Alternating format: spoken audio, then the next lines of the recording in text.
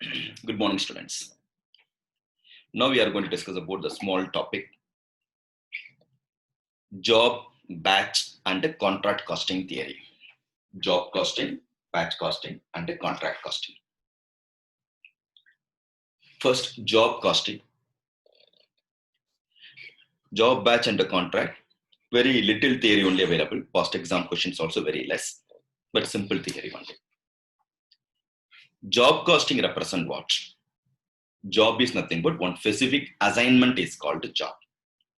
One specific assignment is called a job. Based on the instruction given by the customer, we used to produce the product in case of job. Based on instruction provided by the customer, we have to produce a product. That is called what? Job cost. Job costing for the purpose of identification of the cost or for the purpose of quoting the job value. We have to prepare job cost sheet. Cost sheet, simple cost sheet. Direct material, direct labor, direct expenses is equal to prime cost, add factory or production overhead, total is equal to factory cost or works cost, add administrative overhead, total is equal to cost of production, add selling and distribution overhead, total is equal to cost of sales, add profit is equal to sale. The same manner, job cost sheet we are going to prepare. But in header, it's called, instead of cost sheet, it's called the job cost sheet. And ends with instead of sale value, it is called job value. It is called job cost sheet. So the job cost is also same what? Prime cost, factory cost, clear, everything will be there. We have to prepare quotation in examination, how much the price of the job, value of the job, quotation you may have to prepare. That is called job costing. Now, job costing, it is undertaken in such an industry where work is done as per the customer's requirement. Work is done as per the customer's requirement. It is a specific order costing. Job costing is called one specific order costing. Cost is determined on job basis. Here, cost is determined on job basis. Each and every job is a unique. Therefore, job basis we have to ascertain the cost. Each job is unique in nature. These are all the points you have to write in case of short notes on job costing. What are all the points? Work as per the customer's requirement. It's a specific order costing. Job basis cost can be determined and every job is unique in nature. The 4 points you have to write.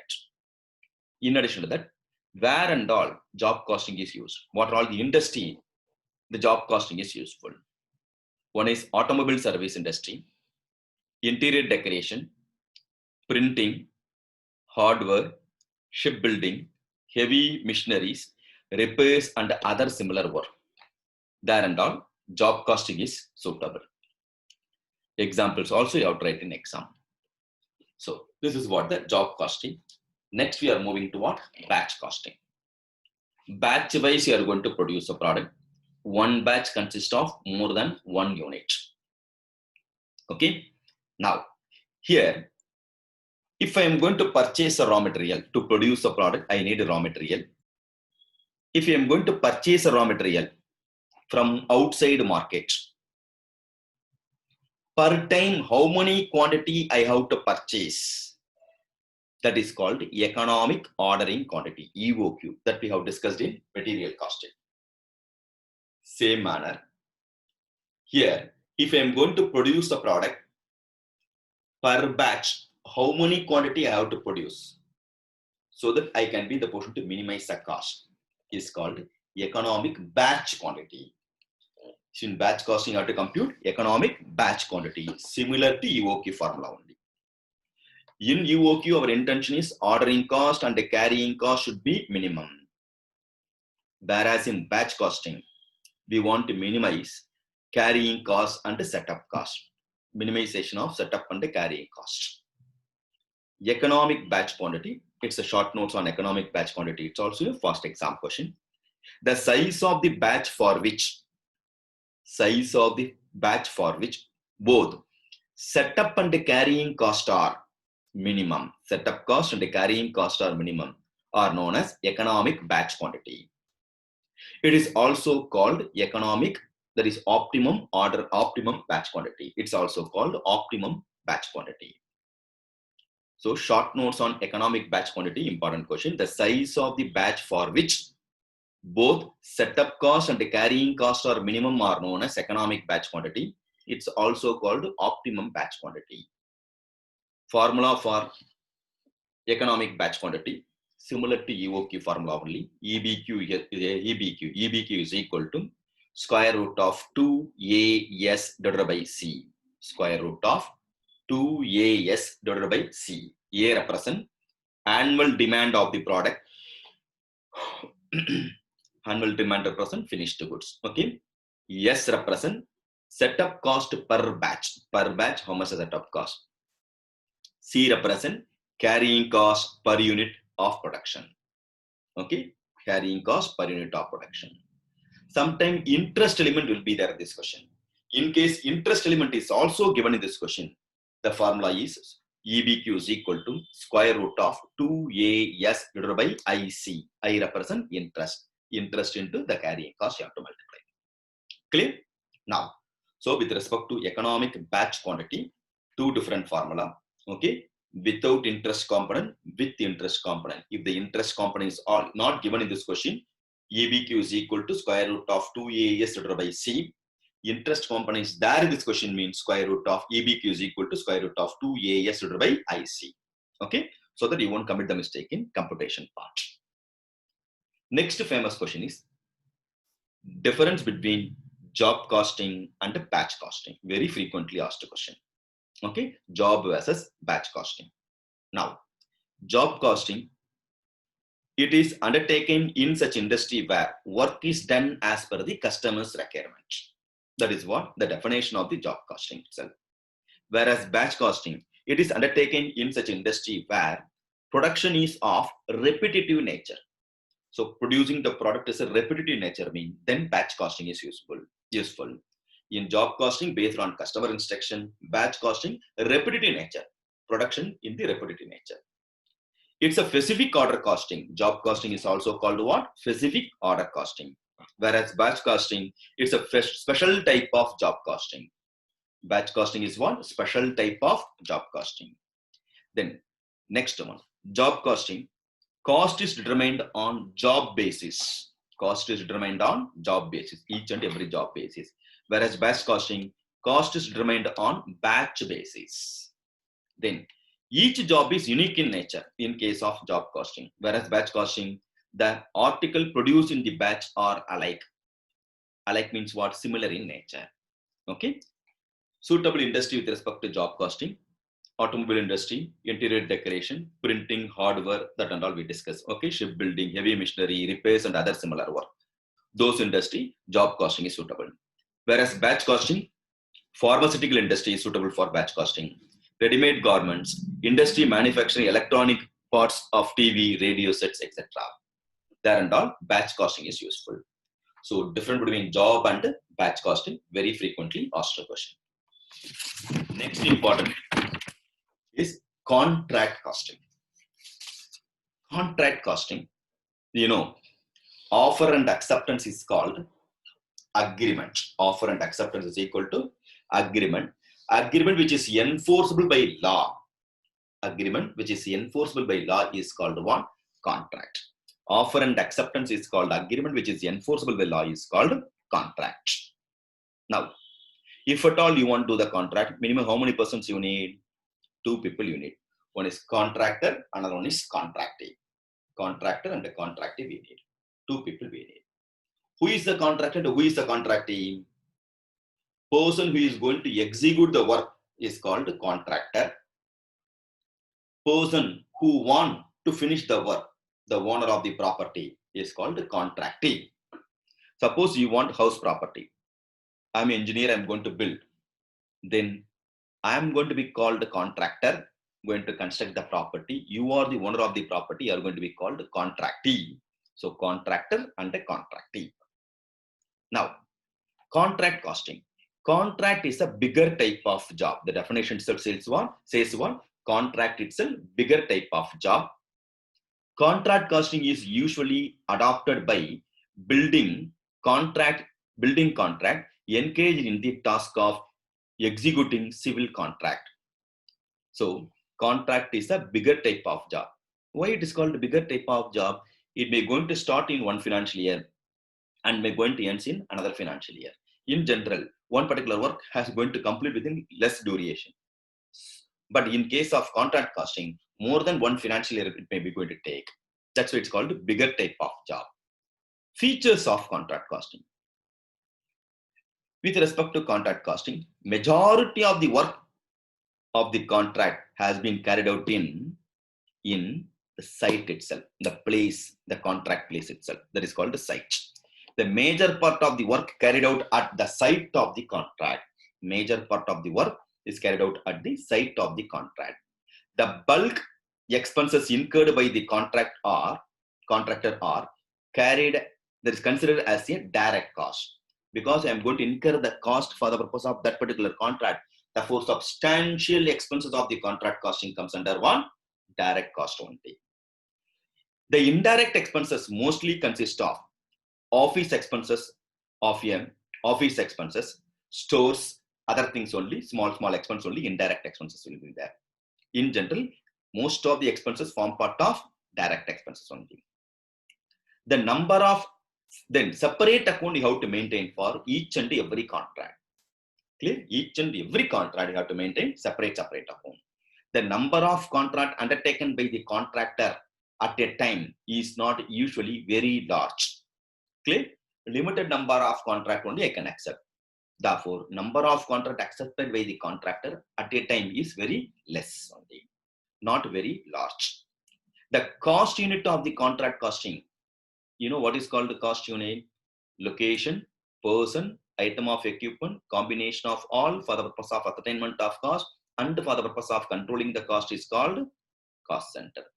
Unit of product or service or time or combination of all for the purpose of expression of cost and for the purpose of controlling the cost is called cost unit. In case of contract costing, the speciality of the contract costing, that's why cost center represent where I am going to incur the cost is called cost center. Incurred cost I have to recover. How I am going to recover the cost is called the cost unit. To run the Premier Academy, I am going to incur the expenses. Therefore, the Premier Academy is the cost center for me. Location is the cost center. I have invested the money in Premier Academy. I have to recover the money. Therefore, students' admission, based on admission, I am going to recover the money. Therefore, number of students admitted is the cost unit for me. So, where I am going to incur the cost is called the cost center. How I am going to recover the cost is called cost unit. Hariharan and Associates, the audit firm is the cost center. Based on assignments undertaken is the cost unit for me. In case of contract costing, I have incurred the cost for each and every contract. Therefore, contract is called cost center. And by way of finishing the contract, I am going to recover the money. Each and every contract value that I am going to recover the money. Therefore, contract itself is called cost unit.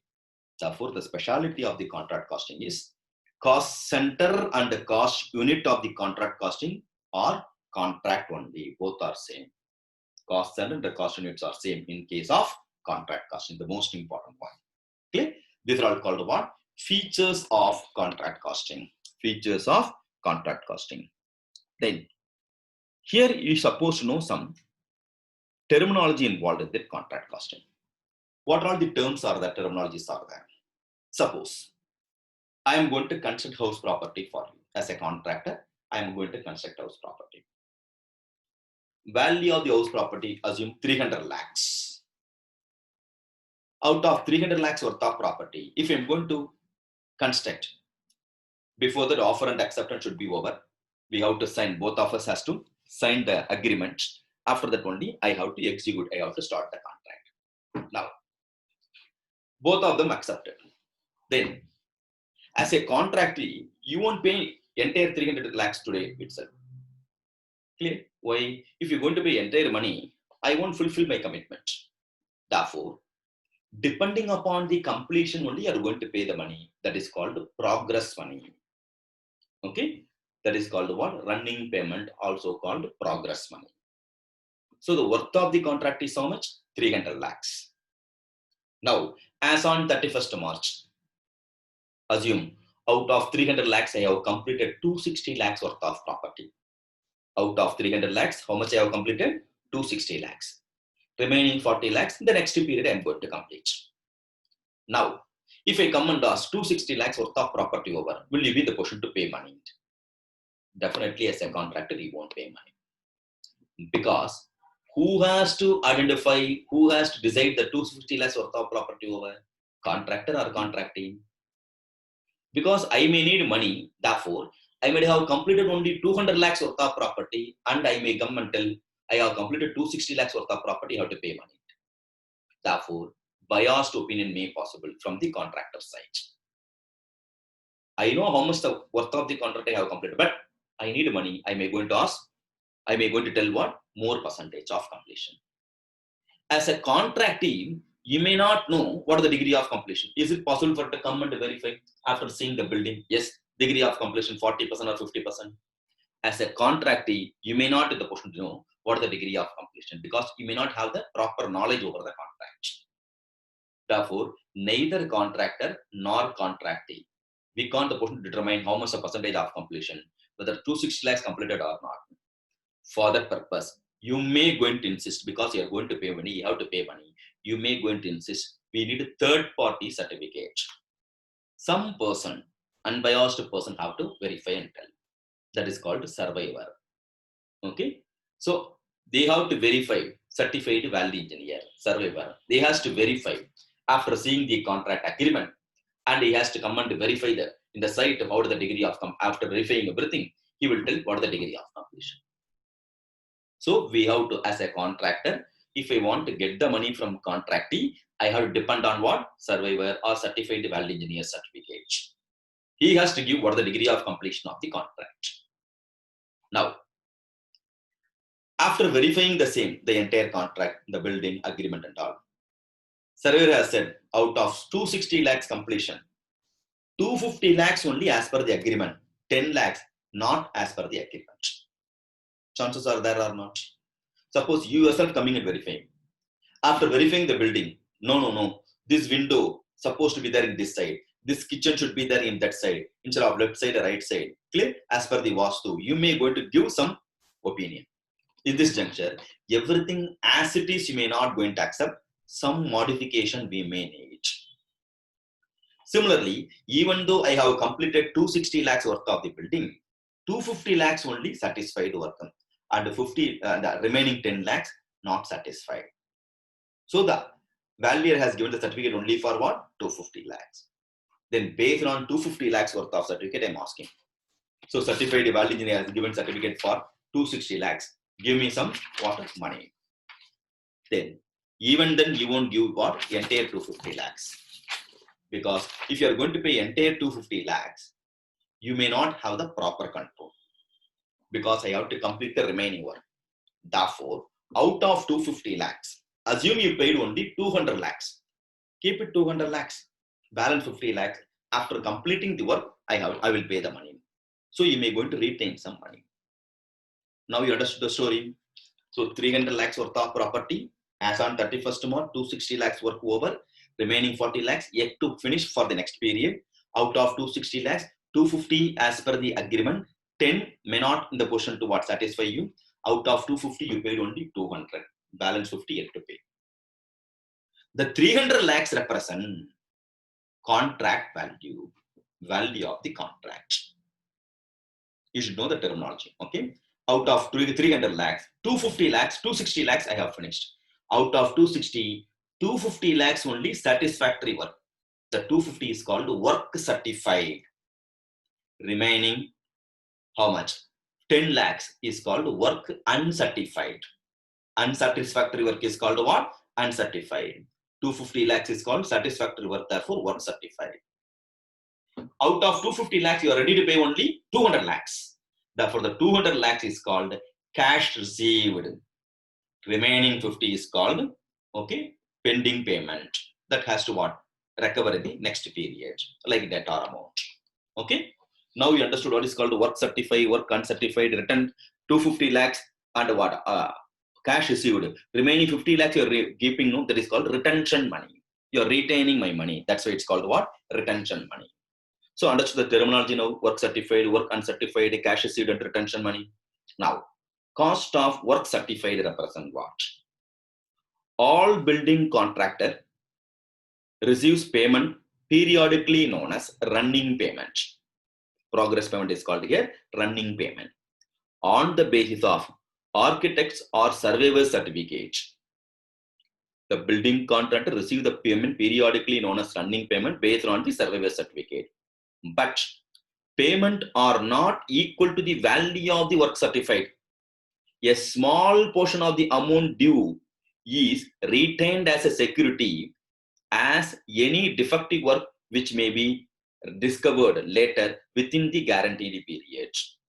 Therefore, cost of work certified is equal to total cost till date minus cost of work uncertified plus material in hand plus plant at site. So what is the formula for cost of work certified? Total cost till date less what and all you have to subtract. Cost of work uncertified you have to subtract. Closing material in hand you have to subtract. And plant at site you have to subtract. The remaining is called cost of work certified. Then what is called the cost of work uncertified? This is all short notes question. Cost of work uncertified, that is work uncertified. It represents the cost of the work which has been carried out by the contractee. I have completed carried out, but has not been certified by the contractee's architecture. I have finished work, but architecture is not ready to ready to give the certificate because unsatisfactory work. It's always shown at the cost price. Uncertified always has to shown as a cost price. Okay, work certified based on value, okay, cost plus profit, whereas work uncertified purely based on cost basis. Clear? So work certified is similar to total sale value, whereas work uncertified is similar to closing stock. Closing stock you have to validate at cost, no? Therefore similar to closing stock. How to identify the work uncertified? Cost of work uncertified is equal to formula. Cost of work uncertified is equal to total cost till date less cost of work certified less material in hand and less plant at site. So I'll repeat total cost till date, out of which you have to subtract three things. What are all the cost of work certified, closing material and plant at site? All the three you have to subtract. So that balance you can get one cost of work uncertified. Then work certified versus work uncertified for your better clarity. Work certified, it represents work done during the period and also certified by the architecture or surveyor. Work done during the period and certified by the valuer. Whereas work uncertified represent what? It represents work done during the period but not certified by the architecture. Both are work finished. If it is satisfactory work certified by the architecture mean work certified, not satisfied or not received any certificate mean that is work uncertified. Then amount of work certified is based on architecture certificate, whereas cost one work uncertified, cost of the work uncertified is based on estimate, own estimate. That's why you have to refer here carefully. The point they said what? Work certified. The amount of work certified is based on architects or surveyor certificate. Amount they said, amount represent what? Cost plus profit. Whereas work uncertified, cost of work uncertified is based on contractor's own estimates, based on some estimation. Then work certified, it includes profit element also. Work certified includes profit elements also. Clear? Because it's based on contract price. Whereas work uncertified, it's a conservative cost estimate, does not include any profit. Therefore, work uncertified is based on cost. Then, next fourth point, work certified. It is considered for calculating the percentage of completion. Work certified is for the purpose of calculating the percentage of completion of work. Whereas work uncertified is not considered for calculating the percentage of completion of work. Then work certified, next point, it provides the basis for claiming periodical progress payment from the contractee. It provides the basis for claiming periodical progress payment from contractee. Whereas work uncertified, it arises due to time gap between that previous certificate to the close of the firm's financial year. It's based on the time gap, work uncertified. Because what work uncertified is, work certified is the next period. It is equal to closing stock. The work uncertified going to become opening stock for the next period. Are you clear or not? Note, value of work certified and the cost of work uncertified constitute income on the income for the contract, and it is credited to the contract account. So both the work certified and the work uncertified should be form part of credit side of the contract account. That's why it's told work certified is equal to sale value, that is also credit side. Work uncertified is equal to similar to closing stock, that is also credit side only. Both has to come under the income in the contract side, that is credit side of the contract, similar to income. So difference between work certified and work uncertified is over. Comfortable? Good. Next, retention money. What is called retention money? We have discussed. They won't give the full money, even if I'm going to complete the satisfactory work. Out of this portion of the money going to retain by the contractee for the purpose of safeguard any future risk or loss. That is called what? To have the better control over the contractor. That is called what? Retention money. It's very frequently asked a question. May 2007, November 2011, 2017. Okay, retention money is an expected question. A contractor does not receive full payment for the work certified by the survivor. Contractee retains some amount, say 10 to 20% to be paid after some time, when it is ensure that there is no fault in the work carried out by the contractor. After ensuring there is no fault, they may going to release the remaining money. That is called retention money. It is for the purpose of what? Safeguard against the risk of loss. If there is any risk, if there is any loss, the law that we want to protect, contractee want to protect. That's the reason they want to retain some money. Clear? Now, notional profit. Next important question. Short notes on notional profit. It represents the difference between value of work certified and the cost of work uncertified. Cost of work certified. Value and the cost. The difference is called the profit. The difference between value of work certified and the cost of work certified is called notional profit. How to compute notional profit? Notional profit is equal to value of work certified minus cost to date and minus cost of work uncertified. I'll repeat, value of work certified, out of it you have to subtract two things, cost of work to date, and out of it less cost of work uncertified. Balance is called what? Notional profit. Now, estimated profit. Estimated profit represents what? The excess of contract price over the estimated total cost is called estimated profit. Contract price minus estimated total cost is equal to estimated profit.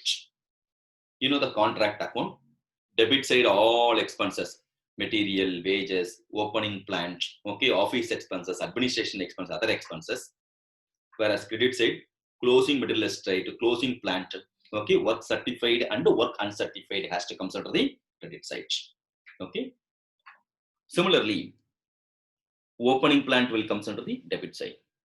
Work uncertified, for the next period, it comes under the opening balance. Work uncertified, opening work uncertified will come under the debit side. Always remember, in contract account, cash received will not form part of contract account. It's a frequently committed mistake by the student. Commonly committed mistake. Cash received. Cash received will not form part of contract account. Immediately, student will have the habit of what? Cash received mean income. Therefore, you have to credit side, you have to borrow. No, cash received will not form part of contract account. You have to be very careful.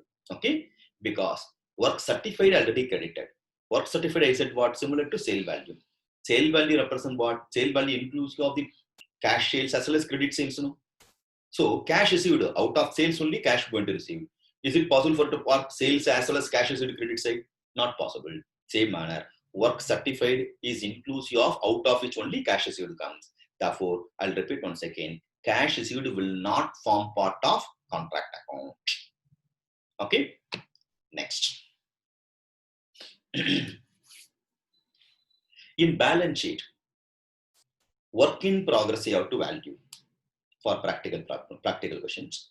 How to value of work certified in asset side will come valuation of WAP. How to value the WAP? Value of work certified less cash received less I'll repeat once again. Value of work certified add value of work uncertified, thereafter less cash received and less transfer to reserve. Balance is equal to valuation of WAP or value of WAP. That has to be form part of asset side of the balance sheet, contract balance sheet. Okay, good. Next important question, very famous question is cost plus contract. What is cost plus contract? Very frequently asked a question. November 2000, 2002, 2008, May 2008, November 2009, May 2016. For so many years, so many attempts they asked. Cost plus contract. Cost plus contract represent what? You know, selling price is always based on cost plus profit only. Suppose I'm going to produce a product called pen. Cost of the pen, you know how much the cost I incurred to produce the product. So I know how much the cost incurred, therefore cost assume 100 rupees, for example. After adding 20 rupees, I'm going to fix the selling price. Mean 110 or 120 will come. Therefore, it's easy for me to fix the price. Therefore, per pen cost is equal to, per pen selling price is equal to 120, I can fix. But any product, I can be the question to estimate what could the cost, add some profit is equal to selling price I can fix. But in case of construction company, contract nature, in case of contract, it is little difficult. Why it is little difficult? Because what is the material for the construction? Raw materials, cement, sand, okay? Everything is, or iron and steel, everything is raw material. You know very well.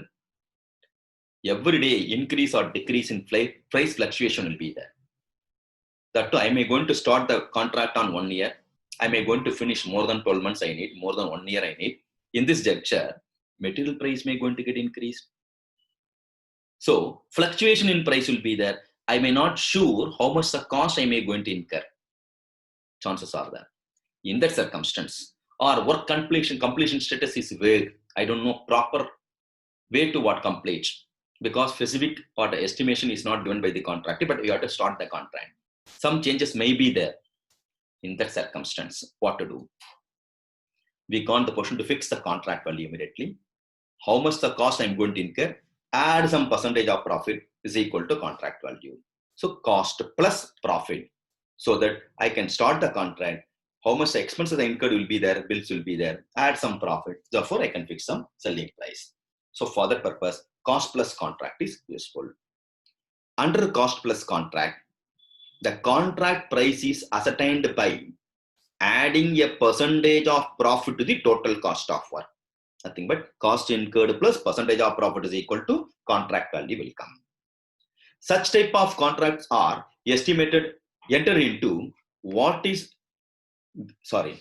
when the contract, cost plus contract is entered, in which circumstance useful? If not possible to estimate the contract cost with reasonable accuracy due to unstable conditions of material, labor, other expenses, services at all. So if I'm not able to ascertain the cost of the contract, then better we can go for cost plus contract. Advantages. What are all the advantages of cost plus contract? Its advantages of cost plus contract is a very frequently asked question. The contract is assured as a fixed, contractor is assured a fixed percentage of profit. There is no risk of incurring any loss in that contract. Assured percentage of profit, there is no risk of any loss. It is useful when the work to be done is not definite and vague. If it is not definite or estimation not properly possible. Clear? Contractor can examine the books of accounts. So contractor point of view, I can get the guaranteed profit. There is no loss. And both the person's point of view, work estimation is not proper. Okay, not accurately possible mean, then we can enter. Contractee's point of view, contractee can be in the position to verify my books of accounts, examine the books of accounts. At the same time, disadvantage, cost plus contract plus profit only no. Therefore, as a contractor, I won't pay interest to reduce the cost. I won't pay interest to reduce the wastage because if expenses plus percentage of profit, therefore I won't pay much attention for reducing the what cost. Therefore, so cost reduction here may going to get dilute. This is a disadvantage with respect to cost plus contract. One RTP question also there. Mrs. Builders Company is proposing to take a contract to build a housing project for a big client. The firm is less confident about the price to be quoted for the contract, suggests the appropriate pricing method of them. So price, how much we quote, we don't know. In that circumstance, how to accept the contract? That is what I'm asking. How to accept cost plus profit method. So cost plus contract is suitable. Since Mrs. Builder is not fully confident in quoting the price, cost plus contract may be better opinion, better option is safeguard from the unexpected loss. Cost plus contract provide for the payment by the contractee of the actual cost of construction plus some percentage or stipulated percentage of profit. So whenever price to be quoted or cost estimation is not possible, then better we can go for cost plus contract. The next important question is escalation clause. Remember one thing, this theory session is more than sufficient for an examination. All the past exam question, you can refer RTP, MTP, clear? None of the question has been skipped. All the past exam question theory has been covered here itself. Okay, done. Escalation clause, that is the most important one. That is also very frequently asked question. November 13, 2007, 2012, 2002, May 2002. Okay, it's a very frequently asked question. Escalation clause. What is called the escalation clause? You know, offer and acceptance is equal to contract. After contract has been signed by the contractor and the contractee, okay, after accepting the contract, we have to start. As a contractor, I have to start construction. But I have quoted the price, for example, 100 lakhs is a total cost plus profit I need. But during the period of construction, material price may going to increase. Labor rate may going to increase. In the circumstance, who has to bear the incremental cost? Because after accepting offer and acceptance over, after signing only, I am going to start the construction. In the signing agreement, 100 lakhs is the cost I have quoted, material, labor and other expenses. But during the period, material rate may going to increase, labor rate may going to increase, then who has to bear? Strictly speaking, contractee has to bear because it is your property. But in the eyes of law, agreement only speak, contractor has to bear. Now there is a conflict. As a contractor, you will say, what, I agreed only for the purpose of 100 lakhs. How can you able to ask extra money? As a contractor, I may say, what, everything I purchase for the purpose of construction of property, you are only responsible. It is your property. Now fight will come. Everything involved in lakhs for that purpose. If there is a change in price during the construction period, or if there is a change in labor rate, then contractee has to bear. For that, we need some provision in the agreement. That provision, that clause is called escalation clause. Clear? Like object clause in the memorandum. Here, escalation clause in the agreement we need. Based on today's scenario, agreement, as per the agreement, 100 lakh is the cost of the contract. In future, during the period of construction, if the material cost is increased, labor cost is increased, contractee has to bear. That particular session is called the one escalation clause. So who has to bear? Contractee has to bear. Remember one thing, escalation clause is applicable for increasing material rate as well as decreasing material rate. Increasing labor rate as well as decreasing labor rate. Market price increase or decrease, both increase or decrease going to hit escalation clause. The price is increase means as a contractor, I have to get extra money from the contractee. If a material or labor rate is decrease mean I have to return the money to contractee, or I have to adjust with the contract price. Contract price I have to reduce. But one thing is what? Increase or decrease escalator for claiming and coming down. So increase or decrease escalation is applicable. Second one, escalation clause is applicable only for change in price, I said. Market value, market price, not change in quantity. As a contractor, I can't ask what extra quantum of material I have consumed, extra labor hours I spend, that's why you have to pay money. Not possible. So escalation clause applicable only for change in rate or price, market price, not change in quantity or change in what hours. Okay. Now, escalation clause. If during the period of execution of the contract, the price of the material or labor, etc., price only applicable, rise beyond the certain limit, the contract price will be increased by an agreed amount, such a clause is called contract deed is called escalation clause. Okay, I will repeat. If during the period of construction of the contract, the price of the material or labor, etc., rise beyond a certain limit, the contract price will be increased by an agreed amount. Such a clause in the contract deed is called escalation clause. Escalation clause estimation claim. How to calculate the escalation claim?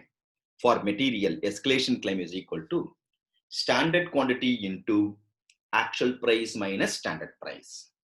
In case of escalation claim for labor, escalation claim for labor is equal to standard hours into actual rate minus standard rate.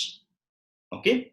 Now, in fixed price contract, the contract price is fixed and predetermined. If there is an increase in price of material or rate of labor, etc., during the period of execution of the contract, the total contract cost may rise, which is borne by the contractee, and the contractor profit may reduce. This increase in price may be included in the contractor to use the material, induce the contractor to use the material lower quality. If there is an increase in price, I may going to use a lower quality. It may going to affect the contract itself, so that I can retain same margin. To overcome such a situation, to avoid the same, don't use inferior quality and all. If there is a price has been increased, I will take care. I will pay the money. That clause is called escalation clause. So contractor will pay the money. So to overcome such a situation, the agreement generally contain a stipulation that the contract price will be increased by agreed amount on percentage if the price of material, wages, etc. rise beyond the particular limit. Such stipulation or condition is called escalation clause. If there is a changes, a contractor will have to pay the money. Accounting treatment, the amount of reimbursement due should be determined by reference to the escalation clause. The amount due from the contractee should be recorded by the following journal entries. Contractee's account debit to contract account. Contractee's account debit to contract account. Alternatively, the amount due under the escalation clause can be added to the value of the work in progress at the end of the every year. That is also we can do. Then, points to be remembered. Escalation clause is applicable only for changes in the market price of the material and the changes in the labor rate, wages rate. Nothing but it's not applicable for change in quantity of material, or it's not applicable for change in number of hours. In other words, escalation clause not applicable for change in quantum of material as well as what? Hours, wage rate, hours, number of hours worked. The next important question. So hope you understood escalation clause. Next, based on escalation clause, practical questions are more important for exam. Okay. Now, all important question like escalation, everything I have given the LMR book. Kindly refer. Beyond that, no question will come in the examination. Okay. Theory plus LMR is more than sufficient. Practical problem is more than sufficient. I'll make sure you'll get minimum 90 marks. Okay. Now, difference between job and contract costing. Job costing versus contract costing. Job, already we discussed. The work is carried out in the premises, in the factory, is called a job. Whereas contract, work is carried out on the site. The contract site is called contract. Second point, an order, a unit or lot or batch of product, may be taken as a cost unit. Cost unit based on batch wise we are going to compute. Whereas in contract, each and every contract is the cost unit. Then cost is first allocated to the cost center and then charged to individual job in case of job costing. In case of job costing, cost is first allocated to the cost center and then charged to the individual job. Whereas in contract costing, most of the expenses are direct, because we are going to incur that particular job, that particular contract itself. Therefore, apportioned to the individual contract itself. So most of the expenses are direct and directly charged to respective contract account. Next point, job costing. It's a system of costing in which the elements of cost are accumulated separately for each job or work undertaken by the organization. Whereas in contract costing, only general overheads and head office expenses has to be apportioned. Job costing, the price of the job are fixed based on nature of the contract, nature of the cost and the policy of the firm. Whereas in contract costing, the price is generally through hiding the external factors. It maybe have the influence over the government, other external factors going to fix the price. Price fluctuation will be there in case of contract costing. Clear? So this is what the difference between job and contract costing. Such a simple topic: job costing, batch costing, and the contract costing. Clear? Hope you clear with respect to the theory part. We'll go to next theory.